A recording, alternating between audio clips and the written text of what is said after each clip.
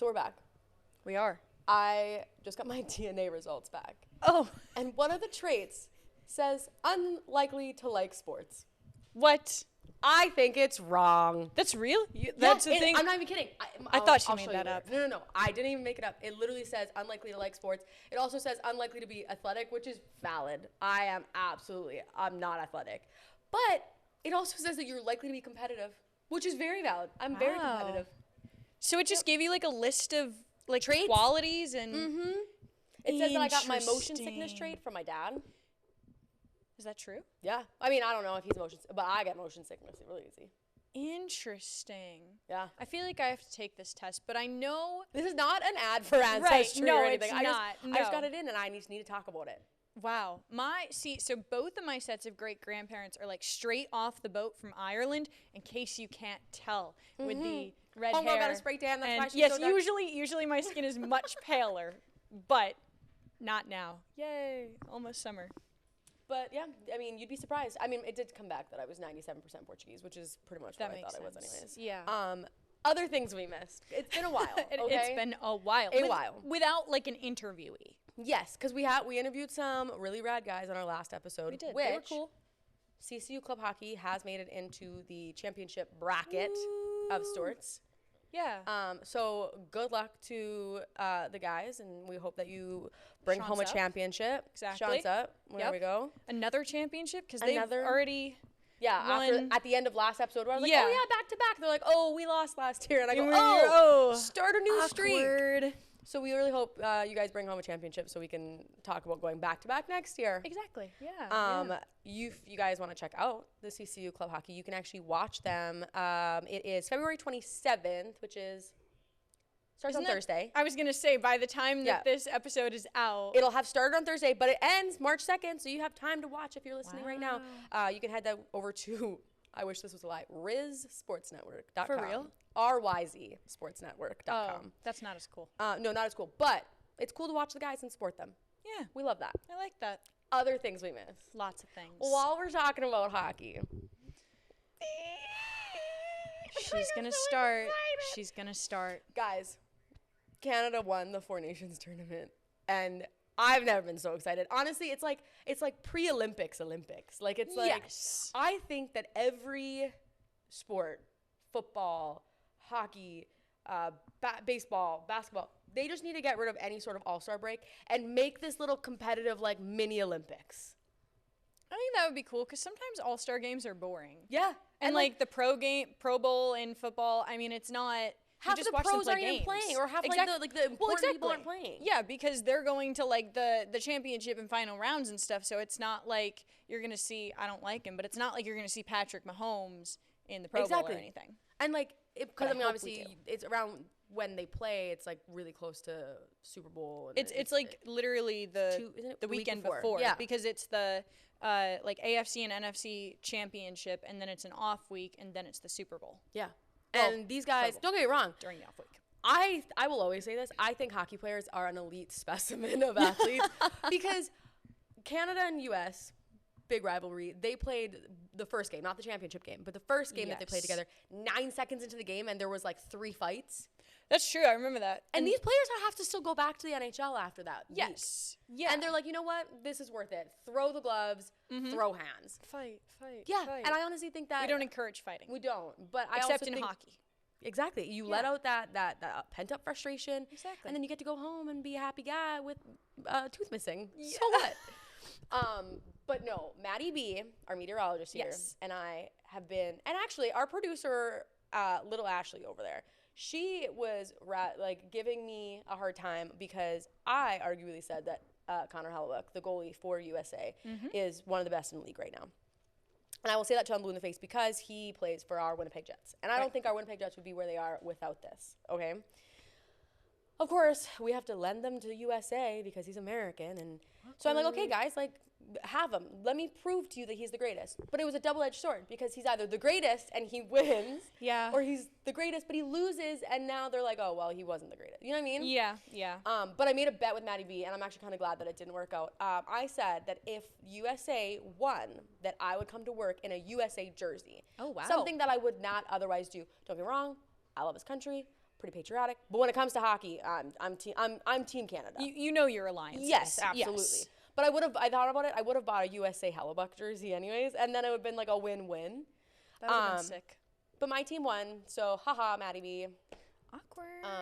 And I still think Hellebuck is the best in the league. And little Ashley thinks it's Swayman because she's a Boston Bruins fan. That makes sense. Yeah. That's like pretty much all the hockey that you're all going to get today because this is the South, and I'm going to slip in hockey wherever I can. There's no ice rink in Myrtle Beach. I bring it up multiple times. Every time. I am still campaigning for one. Please. I actually almost bought a pair of skates from Bauer Hockey because they were so cute. Guys, they were so cute. You're talking like hockey skates. Hockey skates. Okay. Because I've only ever had figure skates. I grew up figure skating, yada yada. Yeah.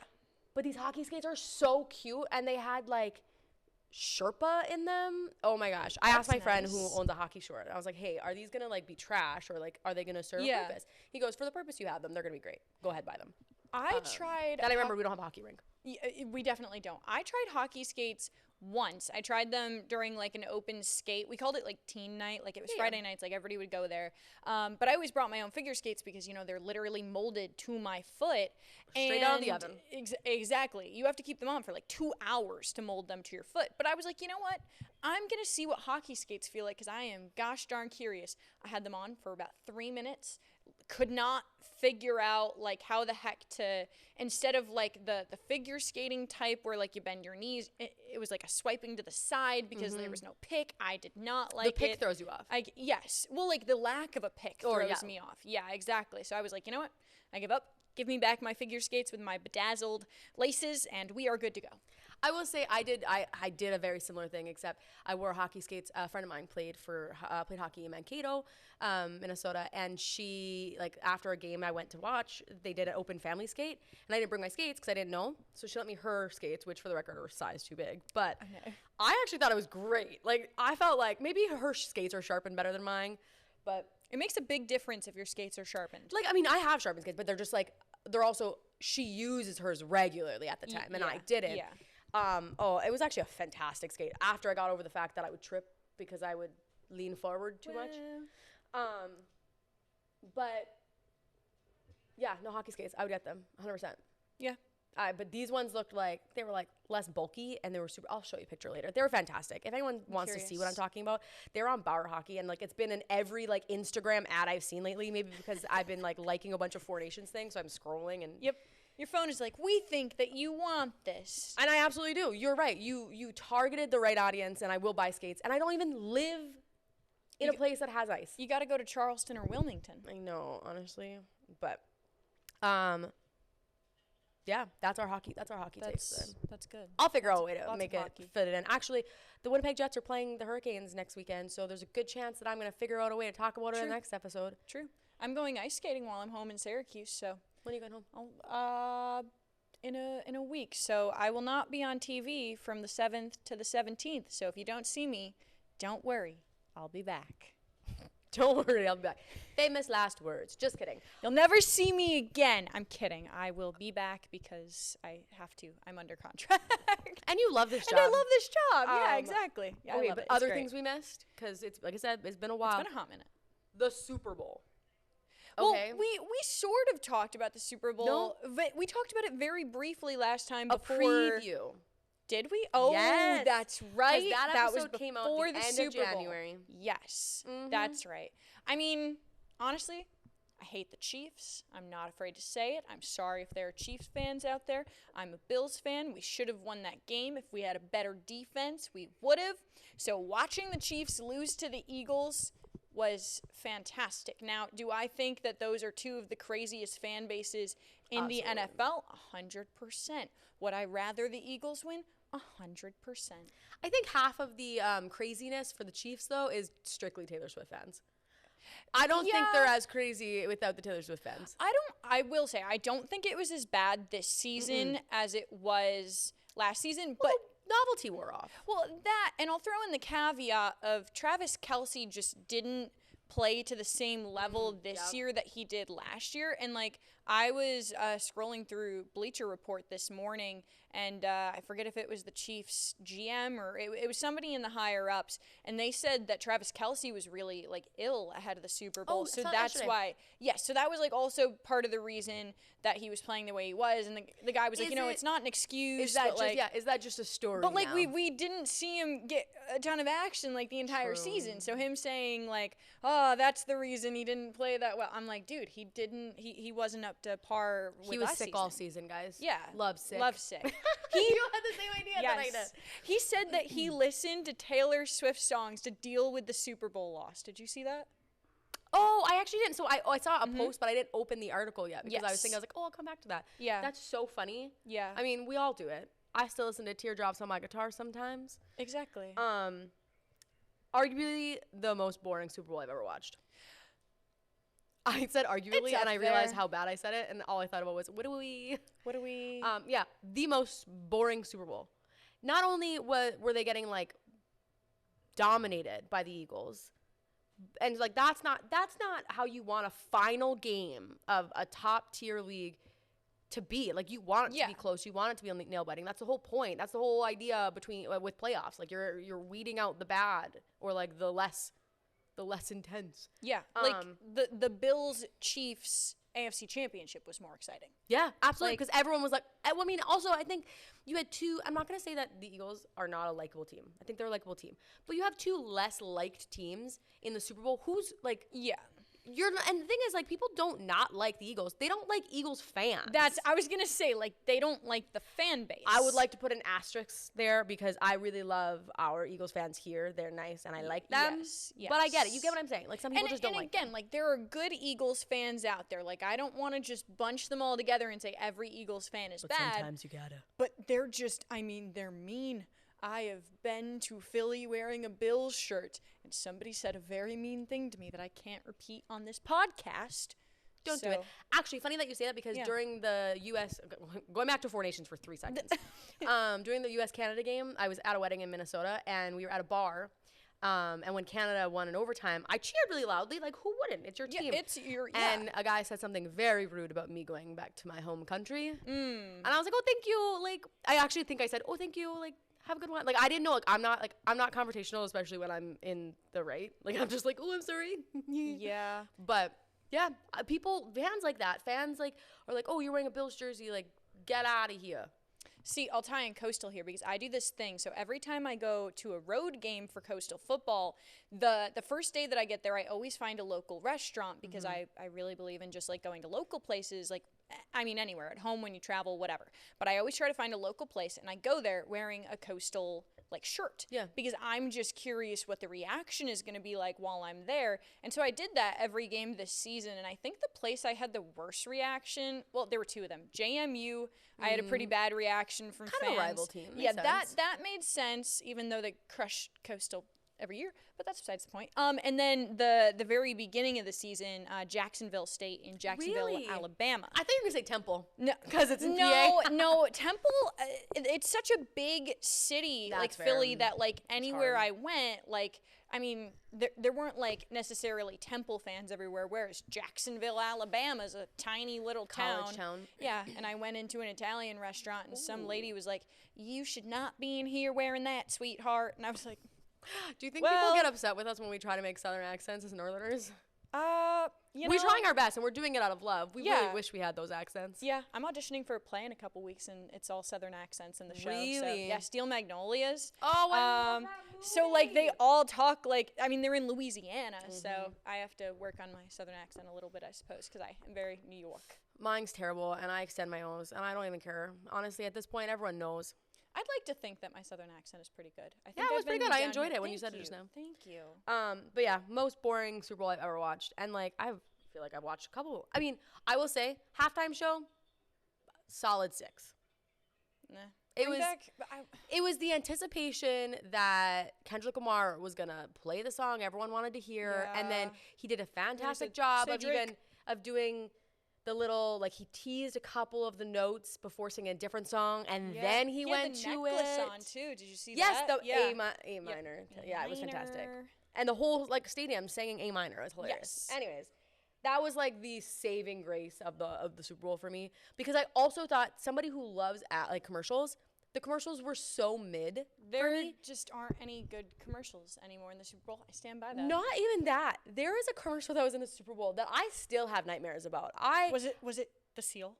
No, I loved Seal as Seal. I thought that one was funny. Scared me a bit. Seal as Seal, hilarious. Which one scared you then? It was, I want to say it was Tubi. I'm mad. Tubi made hats out of skin.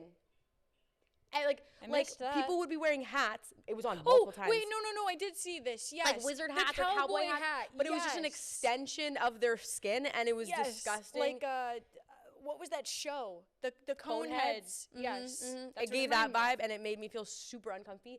And it tied close with like the tongue commercial. There was a tongue commercial too. Honestly, I think it was the gross out factor that they were going for this year, because they nailed it. The commercials that I look forward to the most for the Super Bowl are the Budweiser commercials. Oh, the Clydesdales and the Golden Retrievers. Mm-hmm. They're adorable. I love them. You think PETA put a shutdown to that? No, because there were Clydesdales in it this year, and I saw there was not a Clydesdale commercial this year. There was. I thought there was. No. If anything, I must have missed it while grabbing a drink or something. Maybe I'm thinking of a TikTok that I saw from Budweiser, because they had this That's TikTok. cheaper than ad space. That's true. And the Super Bowl. They made a TikTok. There were 3 baby Clydesdales, and they said training for the next Super Bowl commercial. Oh, I think I actually saw that. Like, oh my God. But it wasn't on the Super Bowl. So do better next year, I have to look NFL. up what their Budweiser I know you're scripted, was. so figure out a way to get 2 better teams. You know, maybe the San Francisco 49ers or something. The toilet paper commercial was interesting, where it was like, was it Charmin or Angel Soft? I can't remember. I think it was Angel Soft. You know more and it was toilet paper brands than I do. Well, I don't know. And it was like the little baby angel thing. Yeah. And it was basically like, here's your 30 seconds to go and take a bathroom break. That's what this commercial is. And it was literally a countdown of 30 seconds. Huh. I was like, that's... You know what? That's a valid... That's like a useful ad. It tells you... Seconds? I was the 30 seconds thing, but like telling you this is exactly how much time you have. Sure. And we're not trying... we are trying to sell you something, because we're giving you your potty break. Yes. But... Yeah, no, I was in a I went to 810, which is like a bowling alley, you know, which was taken over by Chiefs fans, by the way. Really? Did not know that. I was in the middle of all of it. It was Were you wearing Bills stuff? I really thought about wearing a Bills sweatshirt, but I decided not to, and I was kind of glad I didn't, because I really didn't feel like being harassed by Chiefs fans. But anyway, like 30 seconds in there to like go and use the bathroom would be crazy. Yeah, I would walk to the door. My husband wore a Panthers jersey. That's I know. And then we were at a party 2 guys were wearing Commanders jerseys. Oh. Like, so it was just like a real big mix of every jersey except Philly and Chiefs. It's like whatever you can pull out of your closet. He's not a huge sports fan, so like the fact that he had a Panthers jersey. That's kind of impressive. Impressive. Especially because like we live it. He's had it for forever. So like the fact that he had it and we just moved to the Carolinas. Yeah. Perfect timing. That's kind of perfect timing. That's like the big things that we missed while we were gone. But there's other things we want to talk about. Exactly. We want to talk about college sports, because we are in full swing of a lot of sports right now. We are. Sorry, I'm yawning. I'm not sick of the podcast. It's not boring. What we're talking about is not boring, I promise. We are about to hit softball and baseball season in full swing. Yes. CCU, crushing it. CCU, yeah. So we're in the midst of another crossover season. We've only got a couple games in basketball season left, and we'll get to that. We're recording this. What? I said we'll get to that. We'll get to that. But baseball season started. Softball season has started. I mean, both teams are really in a good swing of things. Softball is 12-2 now. Yeah, they're on a 9-game win streak. Baseball is 7-2. 7-2. And I mean, you know, it's been good weather for baseball and softball lately. The baseball team has a series against Rutgers this weekend, which will be cool. But it'll be a little while before we get any like big rivalry game. Like we still have a while until Clemson comes to Coastal, but that'll be huge. You were there for opening day. I was. And you were actually there for opening day last year. When we tried to go live, and then... Oh, should I tell my story? This is actually kind of a funny story, because I remember I was here, but tell it from your perspective. So, basically last year. It was me all alone doing You were still baseball fairly coverage. new, I would say. Yeah, I had only been here like less than a year at that point, probably like 8 months.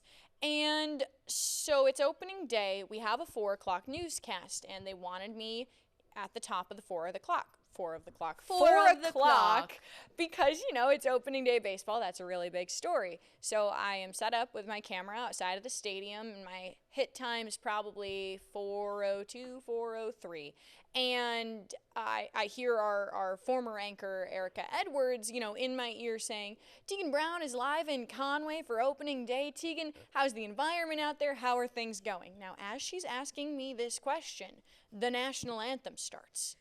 There's nothing more uncomfortable. There's nothing, I had never experienced that in my life. Like, I've reported a lot of games. I've gone live at a lot of games. I never experienced that. So it starts playing, but Erica's talking to me. And, like, my mindset is, dude, the show must go on. So I just am like, well, hey, Erica, yeah, the game's about to start. You know how you can tell? You can hear the national anthem. And then I just kept on talking. This is proof we are only human. Yes. Mistakes happen. Like, what was I supposed to do? Freeze and stay silent? What I should have done is I should have just been like, you know what, Erica, national anthem is starting. Come back to me in a couple of minutes, and then we'll talk about baseball. But hey, man, I was a green college graduate, and I had never experienced that, and I was on camera. She had already tossed to me. We have learned, and you did not do that this year. I did not. Also, side we note, thought ahead. I love you, Erica. If you listen to this podcast, I miss you. Erica, we miss Thank you. Yeah. She's crushing it as a mom back home. She now. is. That's true. But yeah, I think that was funny. I mean, obviously, like, not funny in the moment, and we mean no disrespect at all. I just kept going. It was just like one of those things where, like, no amount of schooling can teach you how to handle that in that situation, because like, you're new, right? So how are you supposed to tell your producer or your anchor, like, hey, like, don't toss to me, like, I'm like, you feel like you don't have a voice yet, and then, like, now if it happened, you'd be like, hey, no, kick rocks. Like, come back. I think it would have been different too if it was like somebody singing the national anthem. That probably would have thrown me a bit more and probably made me say something, but it was just the pre-recorded instrumental, and so I was just kind of like, hey guys, we're here. Baseball. But that was starting. funny, and you were there for opening this week, and then you This- also brought Mary Margaret, which, by the way, yes. we've been teasing that we're gonna bring you guys Mary Margaret, and I promise we are gonna bring you Someday. Mary Margaret. She's out in She Greenville right exists. now. We didn't make her up. What if we did? We actually made up our sports reporter. We just wanted to bring you a third girl for the sports department, so we named her Mary Margaret. She does exist, though. She will be on a podcast eventually, so just stay tuned for her. Yeah. But you and Mary Margaret were out in Conway. In Conway. Yeah, I at couldn't the remember Palace. No, we were both out there. I planned ahead this year because she was in the 4, and I was like, put Mary Margaret at like 4:07, so that way we can just bypass the national anthem. We don't have to worry about that. But I mean, it was fun. It was a little bit of craziness just because. There was a lot going on. It was kind of the first year of me running the whole show and organizing and everything, but it was a fun game. It wasn't as explosive as last year's opener, because last year's opener they scored like 23 runs or something crazy. This year they only won like, I can't remember. I think they had like 6 runs, maybe. But they did win. So, but I mean, it was fun. Softball was also that same day for opening day. So we went from basically at Coastal, like there's Springsbrook Stadium, and you can walk right out of Springsbrooks over to St. John's Stadium where softball is. I always forget the name of each of them, so I'm just like, oh yeah, you were over there. Over there, yeah. St. John's Stadium is softball. Springsbrooks is baseball, but it's also called the Palace. Not a tongue twister either. Springsbrooks. Springsbrooks is a tongue twister, and so is St. John, because I want to say St. John's, but it's just St. John. Yeah. But no, I mean, times. So I mean, obviously with football being king, you can't really compete with that kind of environment. But like, What is it? I mean, I haven't, like, I'm guilty, have not been to a baseball or a softball game. Is it like at least like a really good, like, you know, that spring baseball environment? Like, does it feel nice? Yeah, I think that opening day it was a little bit cold and kind of like dreary out to feel like this is opening day. But their game that I went to against UNCW by the time this comes out, like a couple days ago, I mean it was perfect weather, and it's a pretty good crowd that comes out. I mean, I think that coastal football and baseball are the two sports that have the biggest just fan bases at Coastal. It's a really beautiful stadium. I mean, it was renovated, you know, when they won the 2016 World Championship, or World Series, or College World Series. World there Series. we go. There you go. I mean, it's really nice. There's nothing to complain about with that stadium. So. Oh, all right. Well, I'll go. Yeah. I mean, I love baseball. Baseball is like one of my faves. I always say like hockey and baseball are the perfect kind of small overlap where like you still get to be both of them if you want to have a high paced sport or if you want to just sit back, relax. That's how, like, baseball is my, like, go there with friends kind of activity, because even though most of my friends know nothing about baseball, like, it's just one of those things. It's nice to get out there, be in the sun, like, You know just that, watch. that trend on any social media platform where it's like this and yap. Yes, yeah. And the background has to be Springsburg Stadium. It's like this and yap. Because Yes. you don't have to be super like immersed in the game, because you could be tuned out or standing in line at a concession stand for like 20 minutes, come back, scores the same. You're fine. Right, You missed nothing. exactly. I mean, Coastal literally didn't score for the first 6 innings against UNCW, so I got no highlights while I was there because I could only be there for half an hour because I had to put them on TV. So I'm standing there filming them. I'm like, this is just video of them at this point. I don't have any highlights, so. They were there, we promise. But they Here, did win. I mean, proof. they had 5 runs in the bottom of the 7th, and then they grabbed another one in the 8th, and yeah. And you mentioned, so they'll be playing in Rutgers, not at Rutgers. They're playing against Rutgers at home this weekend. They're hosting them for their first series of the season. And then softball, first of all, ranked number 12 in the top 25 for D1 softball. They beat 24 Kentucky in their the I-75 tournament in Atlanta. So I think that's their only ranked opponent they beat at the moment, though. But that's still impressive. It's very impressive. Passing I mean, the baton yeah. from baseball straight to softball, letting them have their moment. I mean, they've worked hard for this moment. Let's not undermine that. But yeah, they'll be playing also at home.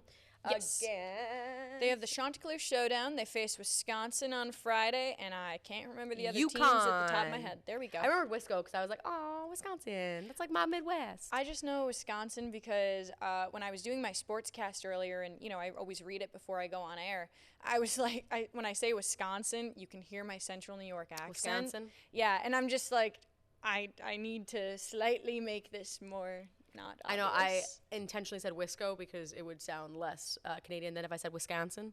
Yeah. Wisconsin. That's actually so North Dakota of me. But also, yeah, a little bit more about college and CCU sports. We're talking about women's lacrosse. Oh, yeah. You have experience. Yes. You have been there. Yes. What is it like covering that? I really enjoy covering the lacrosse games, mostly because lacrosse doesn't get really a huge spotlight in the South, quite honestly. It's a very northeastern sport. Like, lacrosse was huge in Central New York, and my high school was always in the state championship. I mean, we would go to Syracuse lacrosse games for fun. Like, it's just a really fun sport to watch, but it's just not as popular here. And so, like, I mean, Coastal only has women's lacrosse. They don't have men's lacrosse, and the women's team, like, they're not in the Sun Belt Conference. They're in the A-Sun Conference, and the Chants, I mean, actually won the A-Sun Championship last year. This year, you know, they lost their first game of the season against, I believe, William and Mary, but I mean, they've been kind of rocking and rolling since then. They've got some really great scorers actually from New Jersey, which makes sense because, again, it's a very northeastern sport, but I tend to be the only camera on the sidelines, which is kind of sad to me because like, lacrosse is so fun. That, like, literally won a championship and you're still struggling for coverage. Like, this is something that we should be promoting more. I don't think I've, like, seen either of the, other two video cameras there from the stations. I love our friends at those stations. I just am genuinely the only one on the sideline besides like a photographer, like for the school, and like, students that are out there doing like coverage for Coastal Sports Network and all that stuff. But I mean, they're just really fun to watch. Lacrosse is fun to watch. It is. I mean, I feel like if anyone has never like seen lacrosse or even just going to a game, watch some highlights for a second. Figure out what you're looking at. It's fun. Then go to the game. It's a lot of fun. But you're talking about not being people, like having people on the sidelines, also shines a light on how hard it is sometimes to have to decide Sophie's choice of what games you're going to. It's tough because, I mean, at Coastal, especially like the past 2 weeks, I mean, there'll be a day where you have basketball at home, baseball at home, softball at home, lacrosse at home, tennis at home. I haven't even gotten to go to a tennis match yet because those are always during baseball games and stuff. And it's just like I can only go to so much because I have to get back here to edit everything and put these people on TV. And I mean, most of the time lately too, there are still sports that are in the middle of games when I go on air. Like today for the 6 o'clock newscast, like the women's basketball game was still going on. So I'm like, at last check, it was this at halftime, but I don't have the full recap yet. So yeah, and I mean that's like. That is, again, shout out to Mary Margaret because now she works weekends. Sometimes I'll text her because, I mean, you and I are in book club. Yeah. And Mary Margaret is too. And sometimes she's like, hey, can't make it. I have 4 games to get to. Yeah. And I'm like, oh my gosh, this girl is splitting herself like in between everything because she wants to bring coverage to the Grand Strand with all these sports. I mean, like anybody, we all think that every sport deserves it, but there's only one of you or 2 of you and 8 of them going on at once. And she'll be like, I'm so sorry, I can't go to this because this is happening. And I text her back, I'm like, you're okay. Like, there's a lot going on. Get to what you can. Like, she'll set up, like, my computer to record games that are on the road, like, while she's at Coastal, like, at the home games and stuff. It's a process. I mean, it's a lot. Yeah, well, I mean, she's doing a great job. And we're talking about winning sports like lacrosse and baseball and softball. We have one more winning team going on right now. We have Coastal women's basketball. I need to actually I'm sure that the game is over now because it was at 5, but again, we record on Wednesday, so you're gonna know this score before we do. So we're coming to you from the past. Oh no. What don't know women's basketball lost. Were they playing ODU? Yeah, they lost 81-65, which is kind of crazy because Coastal beat Old Dominion. I think January 11th was the last time they played. But Coastal had beat Old Dominion, and there's only one game left in the regular season for women's basketball now. They're playing App State, which is a team they lost to. It was part of that 3-game losing streak that they went on. So, damn, am I allowed to say damn? We'll just go with it. Dang. Darn. That snaps an 8-game win streak for them. Yes, but I mean, they still have, they're 21-7. They won 12 games last year. This has been a phenomenal season for Coastal, even if they don't beat App State. But I mean, they've got, I think they have a spot in the postseason in the Sun Belt Championship. Winning 21 games and not having one would be a crime. They're 4th in the Sun Belt. I don't know if they move below Old Dominion now because Old Dominion was 8-8 in conference play and Coastal was like 11 and something, but I don't know if like weirdly no they shouldn't. But no, they shouldn't. I'm like, obviously. This is how her brain works, guys. We're going through it. Yeah. So because in the rankings it was Coastal, then Old Dominion, then App State. So I knew that these last 2 games would be tough for them anyway, just because of how each team has done. And I think the ODU game last time they played was kind of close. So well, I mean, so it sounds like it's gonna be a tough race. They're gonna play App State on Friday, which is right now. If you're listening, check your calendar, see if you can watch the last game of the season. It's at home. You can go to Conway. And it's been a great season for them. It has. I don't think anyone's gonna fault them if it comes down to technicality of, hey, you just had a really strong conference this year. I mean, JMU, who's at the top of the conference, is undefeated in Sunbelt play. So, and that was, that was a tough game for Coastal. They kind of were holding on in the beginning in the first half there, but it's just JMU is such a good team from the paint. So and in stark contrast to the women's basketball team, womp womp, the men's basketball team is now 9-20. Their game is currently happening. Yeah, it They're just started second to last against Georgia State. Yes, they're only an hour into the game at this point that this is being filmed, so future Teagan and Allyson know the answer if they won or not, but we don't. We can tell the future. We can tell the future. Just kidding. We can't. But so they're playing, and then they'll play ODU on Friday. Yes, and Coastal is at the bottom of the Sun Belt standings. They have Shocking. 2 conference wins. The latest was against Southern Miss. They grabbed that win on the road, which was kind of shocking because they only had 2 road wins before that. They have 3 road wins overall now. So, honestly, I'll be honest, I don't see them winning either of these last 2 games. The Georgia State game was close last time they played, and Coastal they were up at the half. It was like 44-30 at the end of the first half. And the second half, they just, again, where'd the consistency go? I don't know. I don't see it. They're not a consistent team. That's been their issue all season. They lose a game by 25 points. They lose a game by 1 point. Oh, that's tough. I mean, at that point, you just use that season as a rebuilding or as a learning season because you're not going into it thinking, or after half the season, you're not going into it thinking, oh, no, we can still come back. No, right. We're salvaging whatever skills we can, and we're using this as fodder, as a kindling, so to speak, to light the fire next season. Right. And I mean, I'll defend Justin Gray here. It's his first season as head coach. He had to basically build a brand new team. There are only a couple of people on this roster that are returning from last year. Only a couple of people on the roster came from Gray's old school, which I can't remember at the top of my head at the moment. But I mean, I always go back to this thing that Tim Beck said at a press conference before the bowl game. He said that you're not building a program anymore. You're building a team year after year because it's just so tough to have a team where somebody stays all 4 years. It's so strange to me that transfer, the transfer portal has just become so easy. Yes. Like, you don't have a good year, and you're like, well, I'm just going to try it elsewhere. Like, you blame the school for your lack of, not, I won't say talent, but your lack of, like, success instead of trying, like, whatever happened to, like, sitting there, grinding, sitting in your misery for a second, go ahead, do whatever you want, but then taking that, grinding, and coming back better the next year.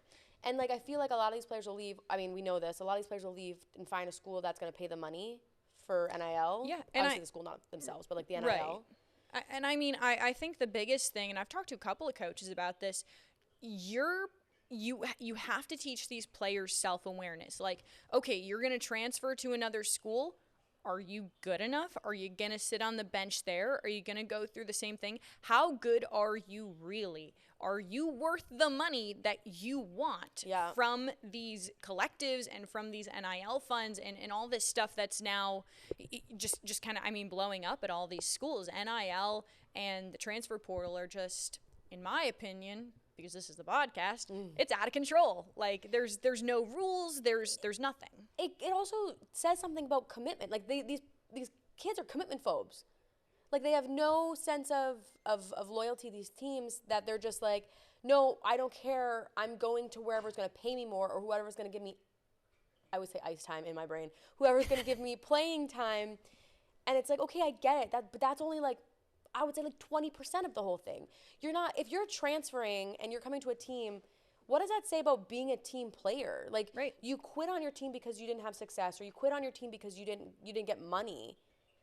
Yeah, and I will say, like, on the other hand, too, even though these players are going from, school to school and transferring, 3, 4, however many times in all these years of eligibility. There should be a cap on that, by the way. Oh, there totally should. I believe in the one and done rule. You get to transfer once, and if you want to transfer again, you have to sit a year. Yes. Like how it used to be. Yeah, because then it deterred people, because then you lose it, and then you might have to go back for, a graduate season? Right. And, sorry, I lost Sorry, no, you're fine. I remember my point. So, like, there are cases, though, where NIL, like, kind of is making these players stay in college for maybe longer than they would have before going to the draft. I mean, you look at Carson Beck. He decided to go to Miami for a year because he could get $10 million, $30 million, whatever it is, in NIL money. Like, it's insane. And, people can argue it's because his girlfriend goes there, too, but he's getting a lot of money to play at Miami after his Georgia stint when he could have declared for the draft. So I'll say that's valid, actually, because I understand, like, so when I was in school in North Dakota, there's a lot of kids who it's just easier. So 2 players in my mind come up immediately. So Brock Besser played 2 seasons for North Dakota, and then he was already drafted by the Canucks and went and played for them. Right. He signed after year 2. He got a national championship with UND. What else is there? Like in my head, what else is there for him to wait for? Right. If he thinks he's ready and he goes. He's had a fairly successful career so far in the NHL. Not a bad play at all. But then you look at players like Tyson Jost, who ended up playing 1 year and then going to the Avalanche. And this is like my only way that I can like explain it. I think he should have stayed longer, not only for his career development, but because I just don't think that he was mature enough for the NHL yet. Yeah. And I think I can see how you're saying like NIL. I don't know his situation. Was it money? Was it money influenced to sign so he can make money and play?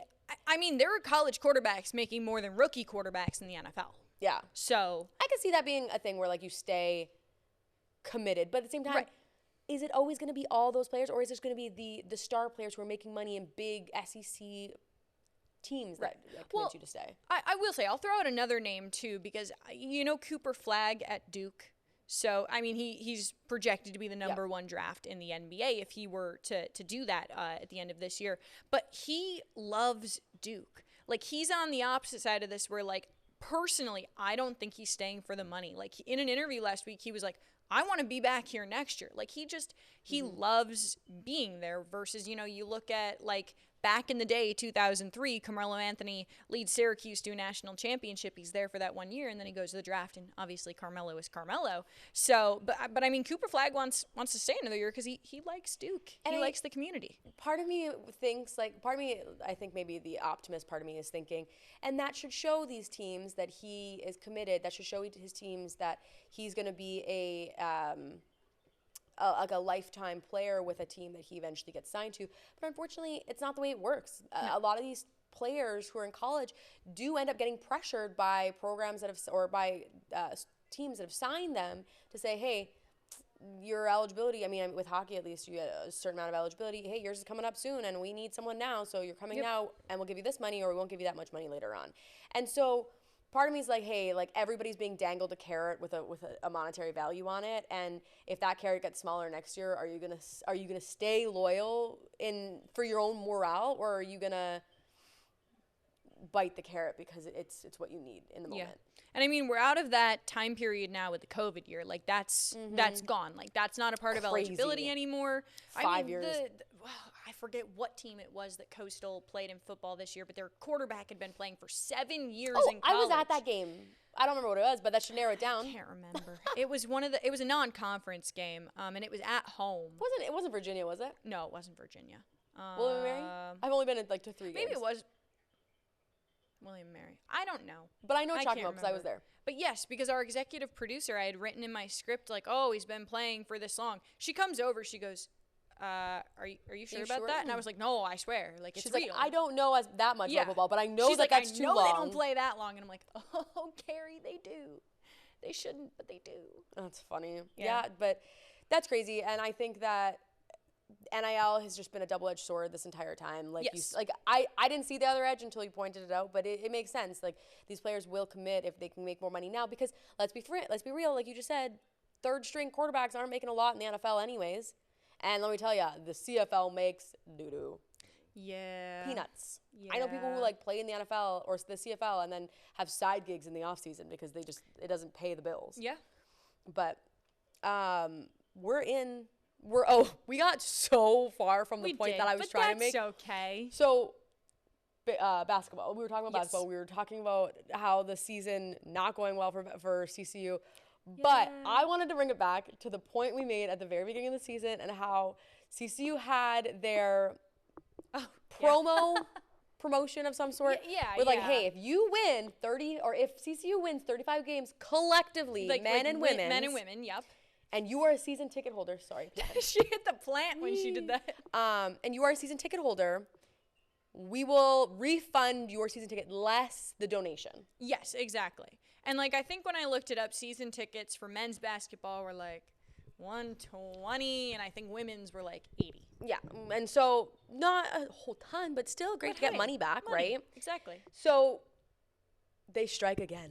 Well, first of all, sorry, season ticket holders, doesn't look like you're getting money back. Yeah, no, Women's basketball really carried the team, but they fumbled. Yeah. Men's basketball fumbled the ball, and still buy tickets next year because let's support CCU sports. They might do it next year. So yeah, I mean, they were only technically we could get potentially 3 more wins, but the women, because they have 21 wins right now, and we're recording this. The men have 9, so like we're at 30 wins, but there just aren't 5 games left in the season to get those. Yeah. But CCU has struck again. They have. There is a new promo, and I'm actually really excited for this promo because I found it while I was editing or while I was researching for the pod. You know, my favorite thing to do. Of course. So Chance Miller, if you are, I mean, not Chance Miller, the Vice President of Intercollegiate Athletics. He has a very fancy I title. will not say all of that.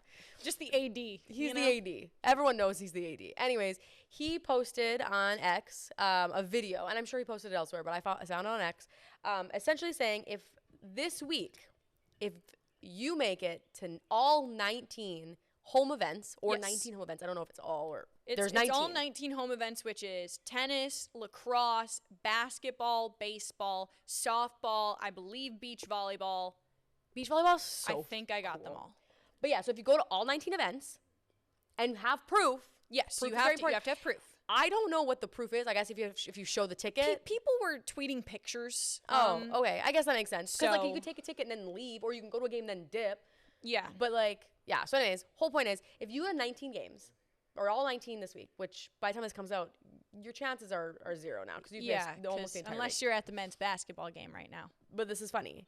You will be able to run out onto the field. Yes. At the home opener. Is it the home opener? Yes. At the home opener for football. Yep.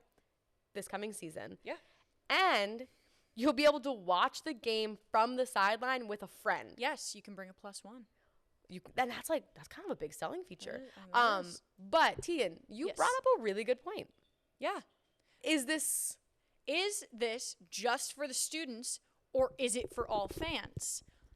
I don't know. He did not he just said fans. So I'm like, is that the general public or what? There should be, like, at the bottom of his video, like, terms apply. Terms apply. Like, only students or, like, all fans. Because, I don't know. I mean, I have only met one person that's attempting to do all this. It's Cody Tudor, the Banana Man. Yeah, exactly. So I am really curious to see how many people are willing to accomplish this feat. Because I will say, it would be so cool to run out with the team. When we did snow coverage, I like went into the tunnel and ran out live on TV. Not as fun though, because the team wasn't there. There was no smoke or teal lights or any of that. Vroom vrooms. Yeah, no motorcycles because that's new. no vroom vroom. No fire. Oh, the fire. The fire's hot. Like, yes. Obviously, fire's hot. We get that. Yeah. But like when you're like, you could be 40 feet from it and be like, oh my gosh, I can still feel that. When they do it in the third quarter, I don't know why they do it in the third quarter. They very randomly do it. It's interesting. Anyway, when they do that, I always tend to be on the side that, like, they have the fire pyres going or whatever. And I just have to back up because I'm like, all right. This is a lot for me. Yeah. Valid. I always think, I'm like, dang, do I have hairspray on? Because I know. I will go up in flames. But yes, if anybody if you're listening to this and you went to all 19 home events. Let us know. Are you a CCU student? Are you just a fan? Who do you tell? Who do you show this to? Where's the proof? I mean, if it were me, I would just take pictures and tweet at Chance Miller every single time. Yeah, but then how do you, like, what if he doesn't respond? Well, then I'm going to say, Chance Miller, I tweeted. Yeah, I'll find his email. I'm sure his work number's on CCU's website. Just find it. Yeah. But I thought that was funny. And I want to see somebody succeed. I hope Banana Man, it's Cody, right? Cody. I hope you succeed. I want to see this. I hope so too. We will. If he gets it, I will get him on the podcast, and we will ask him about this. Yeah. Because I want to see it. I'm curious. But that's a pretty big feat. But, I mean, also, where do you cap it, okay? So say there's more than just Cody out there. How many people are going to – because you and I know when we run back and forth from those sidelines, it gets crowded. Oh, yeah. So how many people can you cap it at? I mean, that's a valid question. But I'm curious, what I want to know is, are they going to be at the front? Or will they, like, be in the back running out. Because, like, Tim Beck is at the, like, end. Like, he's not necessarily always... Well, sometimes he's up front. I think the fun is being at the front. You're the first person they see. I agree. Right? I'm just curious if that's something that they would do, you know? I also thought, so on one of the sides, so not the side they come out, but the other side, they have that little tiny beach little area. Yeah. Put a lot of chairs there. You could probably put them there and they could watch. But, like, where else? Are they they're going to have to stand the whole time? Well, I mean, some of the recruits stand on the sideline and they watch the game from there. So... I don't know, because usually the football alums are the one who sit in the sand area, because we talked to that one dude who was very talkative. Hey, he still owes me a shirt. If he's on this podcast... Do you remember his name? No, I forget. I don't know either. It was a while ago. I do remember that. It was the William & Mary game. No, it was the Virginia game. It was Virginia. Yes. But also, what's the NCAA rule to that? You have random... Because, like, what's stopping a guy who doesn't have any clearance... Security. I mean, yes, security. But who's stopping him before security catches him from just running onto the field? I mean, people do that at games. People jump down from the stands and they'll run across the field. Yeah, they get tackled. It's actually kind of funny. If you do that, I would love to see it. I always like seeing if it's a security guard that tackles them, or every once in a while you see a football player tackle them. The kicker. His I would only love to see job. that. Cade Hensley, go tackle them right now. That's funny. But I know it's not even football season. We're still figuring out a way to talk about football. I love football. We were talking about in our What We Missed little segment. Yes. We actually didn't mention this What Did We Miss part. Oh, yeah. The prodigal son has returned. He's back. Oh. We both did that. Grayson McCall is now working for CCU football. Yes, he is going to be an offensive analyst.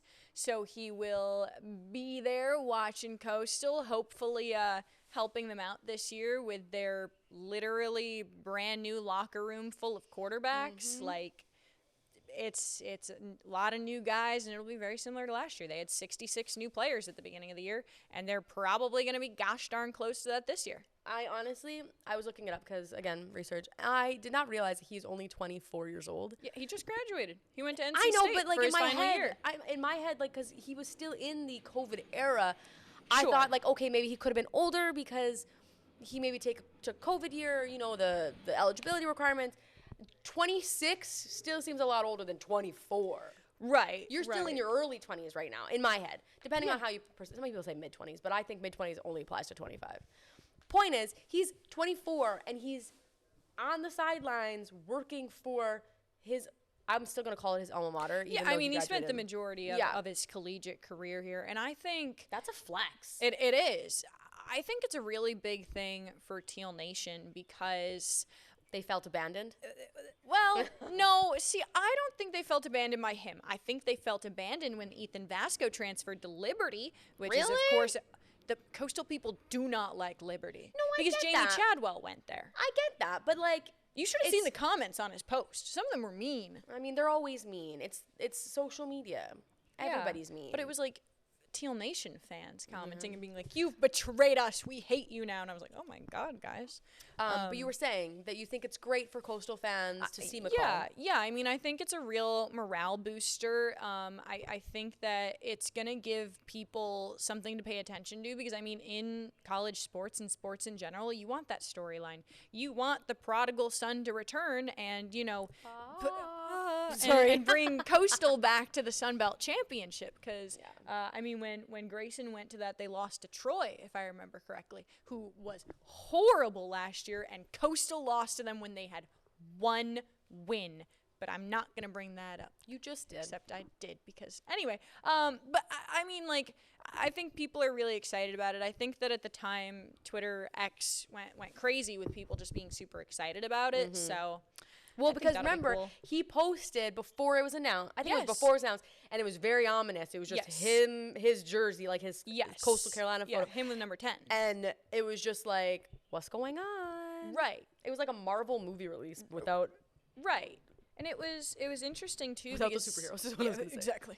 At the press conference before the bowl game, I remember asking Tim Beck if there was a chance that Grayson McCall was going to return as the quarterback's coach or offensive coordinator because at the time they didn't have one. And Grayson had posted on Twitter on the comment, like he had commented on somebody else's post and just said, I mean, you never know what could happen. And I asked Tim Beck, and he was like, you've met Grayson, right? He says things like that. And I was like, Coach Beck, it seems interesting.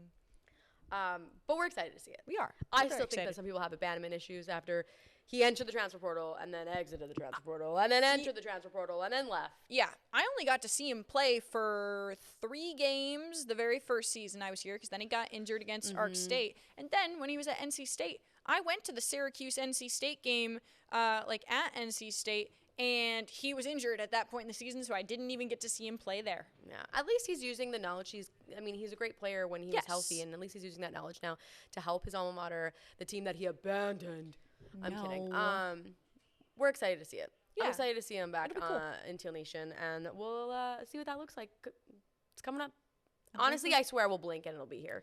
We'll be talking football again in no time. I think openers August 31st. They play Virginia on the road. There you go. Which will be cool. We're gonna, before we hop into some big time sports. Yeah. I want to give a shout out to our high school sports. Oh yeah. We got some pretty cool high school accolades here, and this was a very funny conversation Teagan and I had. But first of all, accolades. Not Coastal. Nope. Carolina Forest. Switch it up. I did that on TV the other day. Yeah, it's tough because when everything starts with a C, I live in Carolina Forest. Carolina Forest High School wrestling team. Yeah. Won their state championship. They did. I was going to say, I don't even know what I was going to say, but I panicked and I was like, oh, the wrestling team won a state championship. Congratulations. Time in school history. That's amazing. And it was during a time when Horry County had a record number of wrestlers in go to state. Yep. I think it was a 49. Like 49, I think. Yeah. Something like that. Amazing. But not just, I almost said it again, not just Carolina Forest High School, but we have 2 Loris High School kids who won individual state wrestling championships. So shout out to Javon Johnson and Noah Justice for taking home those individual state titles as well. Yep. One of them, I can't remember who, won a state championship last year, but in Alaska. I saw that in Alaska. I can't remember which one of them it was, though. But you know where you can find that out? On our website. On our website. Mary Margaret, again, the very real person, she Mary exists. Margaret. You can Google her. She did a great story on Noah and Javon this week, taking home those state titles. If you want to check out that full story, you can do that on WMBFnews.com under our sports tab, and it should be very close to the top of the page. So it was at the top when I looked earlier, but it might be below it now because of basketball games and stuff. But it's still there. Don't worry, you can find it. It exists. We want to give those guys a shout out. We hope for a very successful season. Go read that story. Give some clicks to Mary Margaret. Yeah, she could exactly. We support that. We do. Big time sports. Facts. Big time sports. I actually have just started changing all my titles to something weird, like not weird, but like not like conversational. It just says big time sports. Pelicans. If we're talking baseball earlier, we're talking Myrtle Beach Pelicans. Yeah. Season is upon us. Almost. Things have changed. Yes. Not till April, but almost. We talked, I think, earlier near the end of last season about how we weren't sure if the Pelicans were going to be here. It's been a back and forth for years about if the Pelicans will be able to renew their lease with the city and Horry County. And renovations of their stadium, which is desperately needed. Millions of dollars to keep up with the minor league standard. Yes. Which is crazy. But, I mean, I've been in the stadium, and I guess in my head I'm like, oh, this is a great minor league stadium. They've been there since the stadium was built in 98. Their first year there was 99. Correct, yeah. I read our article earlier. I did my research. Which is honestly I'm not saying it's a surprise that you do research because it's great. Ridiculous. I'm just saying you usually remember these things off the top of your head. I do not. I have the memory of a gnat, which is why you'll always see me write things down so I don't forget them. But you have the memory of an elephant. I think my sports brain has just started to get those stats and those standings and those scores and honestly, all that stuff. Mine's filled with dust.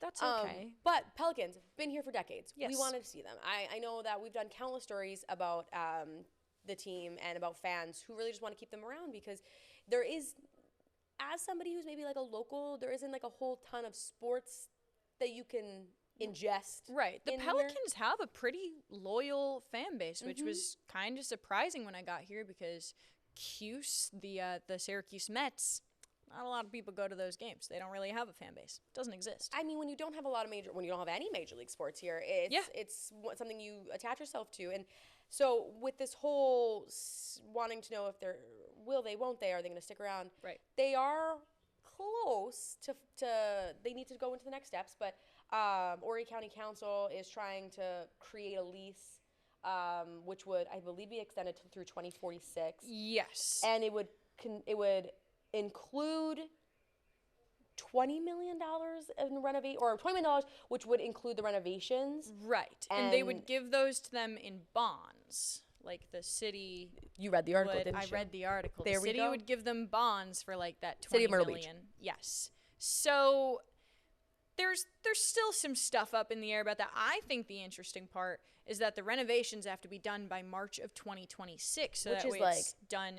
That's a year for now. But I guess like if you don't use the stadium for parts of the season, you can do a lot of construction all at once. I guess so. But like we're not talking like major demolition, right? Are we? Well, no. See, so my dad is a project manager who has worked on baseball stadiums. He upgraded the Renegades, which are like they play the Pelicans every year. He upgraded their whole stadium like 2 years ago.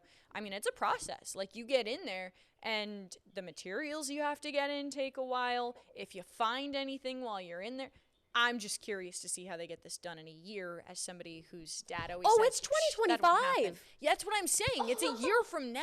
Oh my gosh, my head is still And stuck in 2024. Right. Okay, now that seems and they still have to like get all this stuff done play a and all whole these season. agreements and play. See? Okay. My point is now how I are get they it. going to do this? I thought we had 2 full years No. in my head. No. We're in 2025. My gosh, I just lost a year of my life. So like how are they I supposed see why to you're mad now. Not mad. Not You're mad, confused, just confused. curious. I'm gosh darn curious how they're going to do that.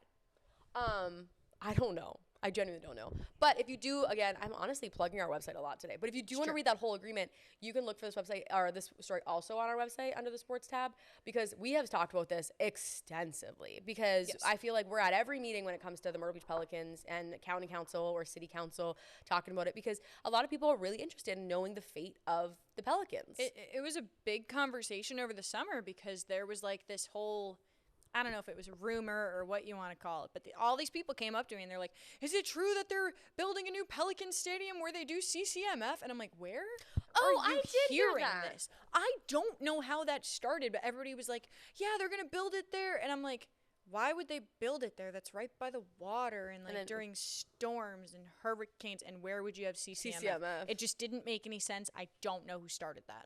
Honestly, it was probably one person who said something, and then their friend was like, I'm going to take this and run with it. I heard it from multiple people, and I was like, what? Honestly, it's wild to see how rumors start. But really, yeah. Other changes for the Pelicans this season.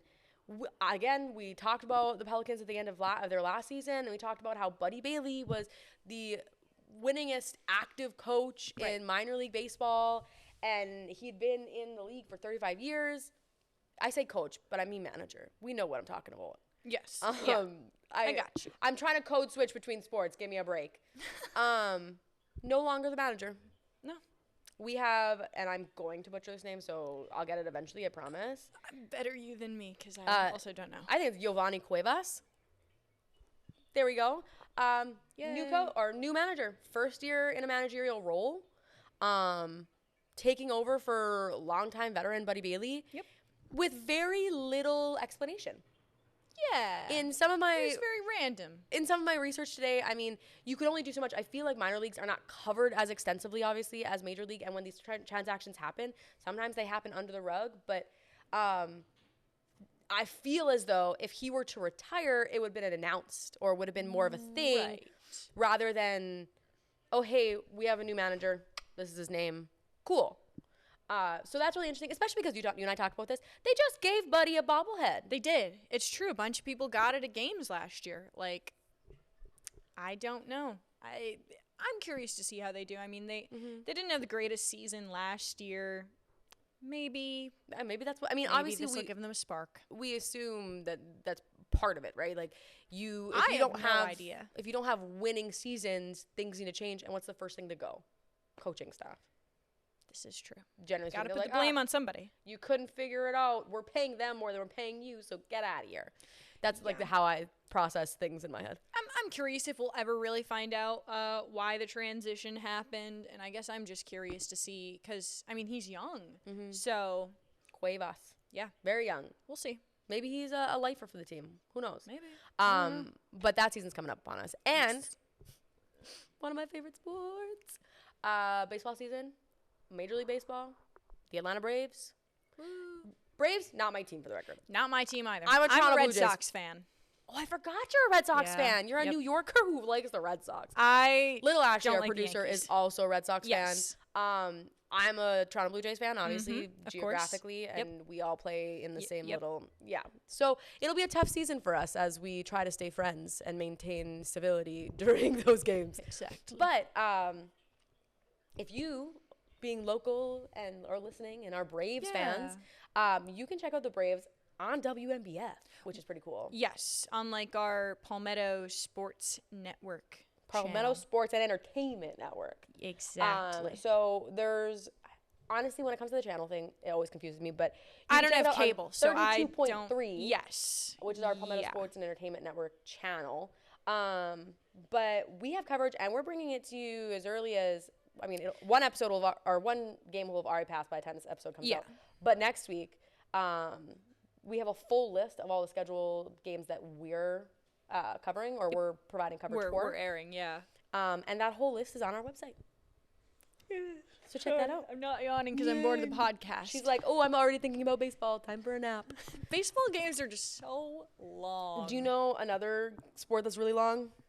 Soccer? Golf. Oh, golf. That's true. That's a good transition. Thank I should have known. Yeah. Thank you. Golf thank you. It takes a while. We've been talking about it, and Myrtle Beach Classic. We've been talking a lot more about Myrtle Beach Classic. Stuff's coming up. It'll be here before you know it. But we also had the junior, I think they call it the GJ. Junior World Championship, the Dustin Johnson put together one. So, I mean, that's for 10 years now, I think. Yeah, and that's coming up this weekend. So, like, on the day that this airs on Friday will be the first day. And Allyson, you know who's playing in it? I wrote down Minnie Woods. That would be Charlie Woods. Charlie Woods, who actually really does look like his dad. I mean, when they played at that tournament last month and both wore the red and everything, the Sunday winning red, I mean, their swing is his swing is so close to it. If you're listening and you don't watch golf and you don't recognize the last name Woods, we're talking about Tiger Woods' son. Yeah, I would hope you know. But if you don't, that's okay too. Yeah. Everybody gets into sports at different times. That's okay. And at different sports too. Yeah, exactly. Who gets into golf? Exactly. Minnie Woods, Charlie Woods is going to be in this tournament, and I think that was a really big draw to it. Yes. Even though they're not saying he's the best. No. They're just saying he's probably the most noteworthy. Right. I mean, he's in the top 100 players, I believe. And I mean, there are a good amount in really good spots on that list that are going to be playing this weekend. I'm curious if Tiger is going to be there to watch Charlie. I don't know the answer. I will ask that question when I go to the press conference that Dustin Johnson is doing tomorrow. Perfect. So maybe we'll have some audio for you. And if we do, it'll be right here. All the kids are really good. I mean, you can't get into the event really without being pretty good. And so just, walking around or driving around, watching them hit balls and, watching them kind of try to dissect the course. It's cool. I mean, there's a lot of really talented kids, girls and boys playing in it. And yeah, it's exciting just to see. And, it's for me watching them how they kind of go about how to try to figure out the course around the greens. They're all, at their age, they're a lot further along than I was. But not just Minnie Woods, but we're talking like some Grand Strand talent in the tournament. Yeah. We had Madison Messimer. I hope I didn't butcher that. First time Myrtle Beach resident to participate in the tournament. Yeah, and she goes to Saukesty? That is a question I can't remember. I went to like her signing day. I think she's going to Tennessee if I remember correctly. I just can't remember what school she's at now. That's okay because we know where you're going. Exactly. And we're excited for you. Go Vols. Go Vols. I found out that it meant for volunteers and I thought that was the weirdest name for a team. Gosh. But whatever. But yeah, so that's a great tournament to kind of just see some of that talent. And fun. I think there's also another kid who's coming from North Carolina. Yeah, there are a couple of Carolina kids in it. Yeah, so it'll be interesting a tournament to watch. Great way to kind of get your golf knowledge dusted off because it's open to the public. Yeah, and we are talking about, speaking of your golf knowledge, your golf skills will also come in handy because our Teagan Brown will be at Media Day for our Myrtle Beach Classic, which is closed to the public. It is. I'm sorry. But you're swinging your clubs. Yeah, I've got a lovely set of purple golf clubs. I'm going to wear a purple outfit to match because it's what I do. It makes me feel like I'm a better golfer than I am. Do you have a purple a glove? Is that what you said? I have a purple outfit. I don't have a purple glove, but maybe I'll go get one. Or like a white glove. That'd be cool. I do have a white glove. Not glove. like a Michael Jackson white glove. Yeah. No, just a basic. I don't know. I'm not that great at golf. I think it's really fun. I like getting out there with like groups of people and playing. And it'll be cool because Andrew Dockery, our meteorologist, is also going to golf. I believe he is a good golfer. He is. He golfs a lot. At least. Yes. Michaela will also be out there. Michaela Evans? Yes. Our morning reporter / noon anchor.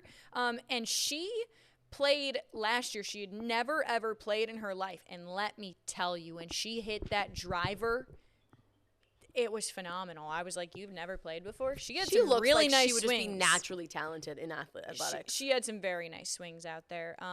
So, I mean, it'll be cool to learn about the Classic. Obviously, last year was the very first year of it. Second year, you know, they've learned from some stuff that they did. They'll make some adjustments. And there's a new sponsor, right, Allyson? Oh, my gosh, there is. This is both my worlds combined. Mm-hmm. One Flight, which is a charter private aviation company, who's now sponsoring the Myrtle Beach Classic. The One Flight Myrtle Beach Classic. It has a new name. The I'm One sorry, Flight we should Myrtle have Beach said Classic. this. But that's pretty cool because, and I think you and I have had this conversation before, there are oftentimes like people, famous people who are attached to these small or these private charter companies. Yeah. And you spoke to some people about how One Flight is going to kind of bring that celebrity power or possibly bring that celebrity power to the Classic. Yes. So and I kind of like some pretty big power. Yeah. I mean, One Flight has ambassadors basically, which are obviously people that like fly on their jets and everything. And I was talking to the CEO and I was like, all right, you know, you said you're going to bring some big names out here. Like, can you drop a few for me to drop to the public? Kurt Russell is one of them. He really wants to come to the Classic. And then the other is Kevin Costner. Now, I will say, for me, a 23-year-old, they don't really mean a ton to me except that Kurt Russell's in the Santa Claus like Netflix movies. Those are phenomenal movies. I can't believe that's how you know him because we had this conversation. I couldn't name what is Kevin Costner in. I know that he's famous. I don't know what he's in. I believe, and I'm so sure someone will correct me wrong, he is the bodyguard from The Bodyguard. Never seen it. Like the Whitney Houston movie? Never seen it. I might have just made that up. I don't know, but either way. Also, Kurt Russell is Goldie Hawn's like stepdad. Not Goldie Hawn. Kate Hudson's stepdad. Goldie Hawn's longtime partner. So if you're like a celebrity, like. I know Kate Hudson. Yeah, that's her pretty much stepdad. Interesting. I don't know if they're actually married. I mean, like obviously I know that they're big names, and I'm like, oh, that's super cool. He's also, Kurt Russell is also in the Marvel universe in that's Guardians true. of the Galaxy. That's true. I forgot about that. If you're in the Marvel universe and you're in a movie and his dad. Yeah. Yes. But I mean, like, I wanted him to say a name like Niall Horan or something. Then I would be like, oh my God, everybody start freaking out. I think that ages out of the demographic for the Classic. Sure, but it fits my demographic. I know. And I would be so excited. So, okay, that was going to be my question to wrap up today. Is that going to be your pick? No. So then my question is, if there were one celebrity you would like to see One Flight bring to the Classic, what are we looking at? I think this is an expected answer, but Josh Allen, because let me say, so I went a totally different route. Go ahead. I'll ask who your answer was after for me, but basically something that I talked to the One Flight CEO about was they want the Myrtle Beach Classic to be like the Pebble Beach of the East Coast, because Pebble Beach is a really big like celebrity place for their event every single year. So like Josh Allen goes to that, like all these big names. That's the big name big tournament. So they want something like that on the East Coast. I think that Josh Allen would be a phenomenal choice. 1, because I love him. 2, because he was the MVP this year. Yeah, there's no nothing other after reason. 2, after 1. I mean, he was the MVP this year, obviously. He could bring Haley Steinfeld with him, another name. Exactly, 2 for 1. And I just think that there are a lot of Bills fans here. So, who did you think I was going to say? No. That's not. I mean, now that I hear you say it, I had no idea who you were going to say. That's a valid response. Yeah. Not the direction I was going to go with my pick. Where are you going to go with your pick? Okay. Now, I had thought about this, and you have to see where I'm coming from. I would pick Adam Sandler. No, that's so valid. Because if you think about it, we're expecting a new Happy Gilmore movie. I was going to say, yeah. I've never seen it, by the way, the first one. You haven't seen Happy Gilmore? Nope. I have not. He beats up Bob Barker, rest in peace. I've seen the Happy Gilmore swing, where you run and you try to do it. It is probably one of my favorite Adams. Billy Madison, Happy Gilmore. Happy Madison. I haven't seen Billy Madison either. What? I've seen the one. What's the one with the Sprouse twins? Big Daddy. Big Daddy. Yeah, I like that one. He's a Syracuse law graduate in that movie. Iconic movie. Those are actually all 3 iconic movies. Yeah, I mean, Grown Ups. I know the biggest Adam Sandler movies besides Happy Gilmore. False. What? You just said you didn't watch Billy Madison. Okay, I or know Happy Gilmore. the Those big are 2 of his biggest of movies. my likes. I like the football one. What is that one? The Longest Yard. Okay, I like that one a lot too. I thought you were gonna say Waterboy. Because that's also. I mean, that's all. If we're talking about, that's a football movie. It is. Waterboy. Anyways, Adam Sandler, because we're talking about promotion. Yes. For an upcoming movie that everyone's really excited about. When does that come out? I actually have no idea. I know that they're filming. You keep talking. And I think Travis Kelce's in the new movie. Yes. Which kind of ties into your Josh Allen. And so is Bryson DeChambeau. Yeah. Yes. And then, of course, then you bring... I actually don't know if his real name is Shooter McGavin. I don't think so, because that's the character name. But then you bring Shooter McGavin and go ahead and recreate a little bit of Happy Gilmore. I just think it'd be... I would be so amped if I just saw Adam Sandler in his sweat shorts and hat, just chilling, watching the game. It's coming out in July, so they would be able to because the tournament's in May. One flight, if you're listening. If you're listening, talk to Adam Sandler. Bring him. That's such a valid There's connection. To bring, though. There's real connection. There's real chance for promotion. There's real chance for something cool. And I mean, it's Myrtle Beach, right? You're having a fairly new tournament where it's not or stop on the tour where it's not already superstar studded yet. Like Pebble Beach. Yeah. Yeah. So there's my take. Adam Sandler, come to the Myrtle Beach Classic. Yeah. I mean, I think people would go crazy. People went crazy over Vanna White last year. I got a picture with Vanna White. She is confirmed to be there this year, by the way. Is she playing in the And she'll be in the Pro-Am. Yes. I guess because I only ever watched her on TV. Right. So much smaller than I thought. Very short. I'm short. I'm 5'6"-ish. Smaller than I am. The picture with her with Jamie, insane. I took that photo. Jamie's a tall dude. And if this is Jamie, if you're watching, this was Jamie, this was Vanna. I love Jamie. He's not watching this. Oh. Well, no, I just meant if anybody's watching, because if you're listening on Spotify, you're gonna be like, wait, I don't understand. She's holding her hand very high above her head. Very high, as high as and then my she's hand holding can her go. hand very low below her face. Exactly. But that's crazy. I would love to see Vanna White again because I'd be starstruck all over again. I made Jamie go over. We were together and I made him go over. I was like, you're local celebrity. I'm not go ask her. I was his handler that entire weekend, so yeah, I was with him at all times. Yeah, that's a good way to end. I think so. We had so much to talk about this we did have episode a lot. Because we had to postpone a lot. We've had weather. We've had illness after illness. True. I was sick. I was sick. Yep. So we're ready. We're ready for sports, some of our favorite sports to hit full swing. We're ready to bring Mary Margaret back to onto the podcast. Exactly. She's never been on here. So bring in some new guests. And yeah, that's it for this episode. We will catch you guys next ep. Bye.